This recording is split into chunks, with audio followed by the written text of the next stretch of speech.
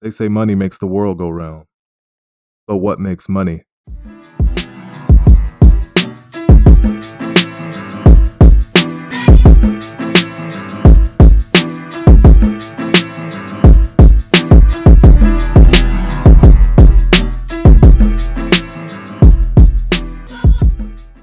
In the beginning, long, long ago, way before money, goods and services were exchanged by way of the barter system.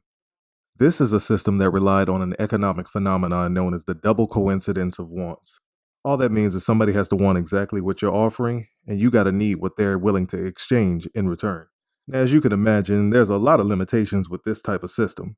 People got to be in the exact same place at the exact same time just to make a transaction. On top of that, you need to be willing to trust the quality you're getting from each trade. But ain't nobody trying to calculate how many apples are worth a loaf of bread or any other combination of exchange. But when you got money, you ain't got to worry about coincidences to get what you want. Producers are more than happy to take money in exchange for goods and services from consumers. So, what is money exactly? Well, to put it simply, money is a sustainable capital asset. And capital is anything that can be used to generate more resources.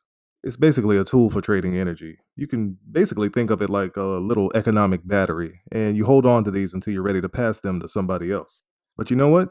It just might be easier to say what money isn't. So let's break down the main functions of money.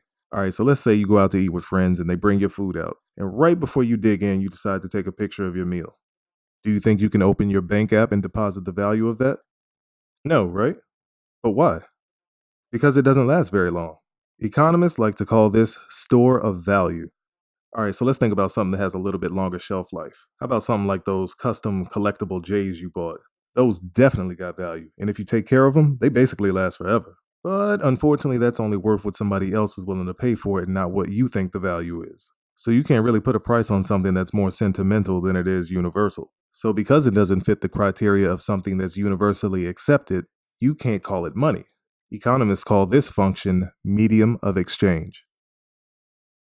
All right. How about something that has a really long shelf life and is universally accepted? Something like diamonds. Well, the problem with that is you can't really price stuff in diamonds. I mean, even if you had it professionally appraised, you ain't about to chop it up into pieces. Nobody would accept that as payment. All that means is it isn't divisible. Economists call this function unit of account. The very idea of money itself is intentionally flexible because it's taken on numerous different forms throughout history and throughout cultures. Almost any asset, any item, anything can function as money so long as it's generally accepted as payment. Now, if you go back and research, you can see a bunch of stuff has acted as money, but some stuff worked better than others. Whatever didn't work had to go.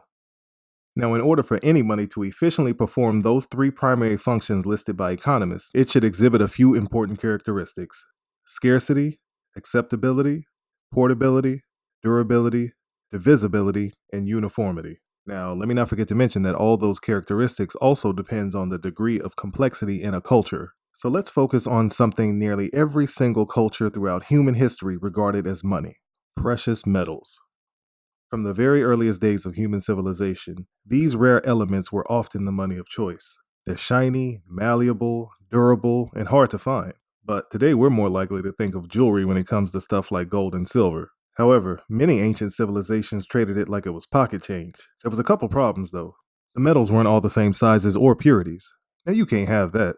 What good is your money if there's no consistency? So, expert craftsmen called smiths turned raw metal into standardized, portable, and quantifiable forms known as coins. But keep in mind, it's still metal. So just imagine carrying around enough of these coins to make all of your daily purchases. In fact, the reason Great Britain's currency is called the pound is because people literally used to carry around troy pounds of sterling silver. Now, out of all the precious metals, gold was and still is the most desired in the entire world. So, people known as goldsmiths were prominent in society. They not only minted coins, but they handcrafted ceremonial and religious artifacts. So these dudes literally helped shape money and history. As the goldsmiths became more advanced with their techniques, each coin was given a literal stamp of approval with the face of their nation's ruler or symbols of the kingdom imprinted on the money as a guarantee of value. This shift to using coinage made the circulation of commerce more controlled and the currency more trustworthy. Now, legend has it that the ancient Egyptians are credited as the first civilization to develop ways of casting gold and mastered the fine art of alloying. As time passed and other civilizations learned these techniques, they alloyed lesser metals to gold and silver in order to create more coins for their economy.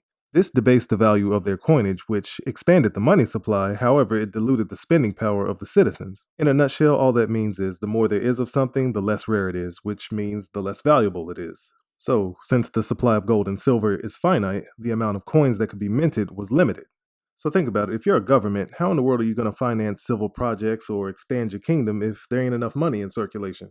I mean, you could raise taxes, but that only depresses economic growth and innovation. So the next best option is currency debasement, which is a real slick ass way for the government to get what they want without the people even knowing. But you probably know it as another name: inflation. Even the most powerful empires in history with hundreds of years of growth and stability are guilty of doing this. In order to have a strong empire, you need a strong economy. The strength of a nation's economy is heavily tied to the value of its imports and exports. The more an empire grew, the more precious metals were exported in order to fund war efforts and to conquer other territories.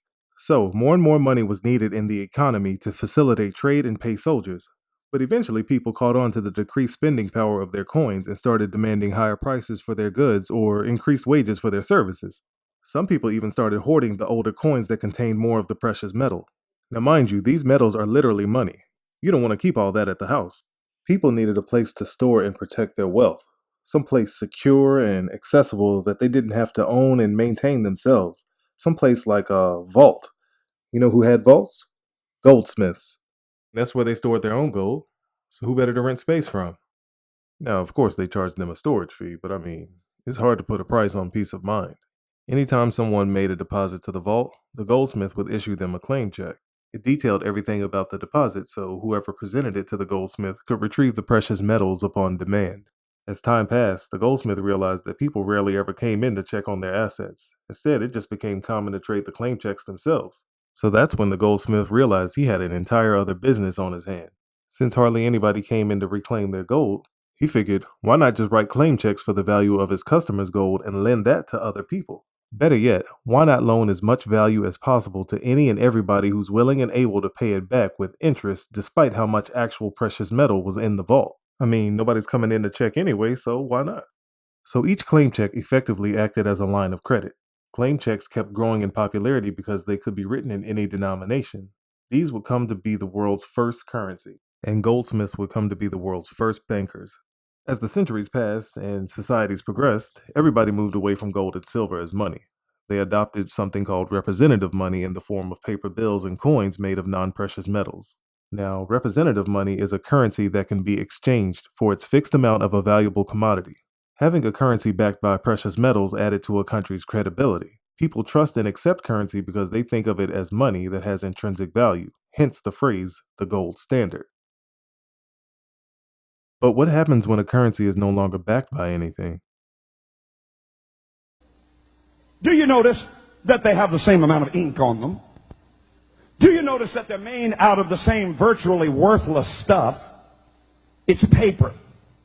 Did you get it? It's paper.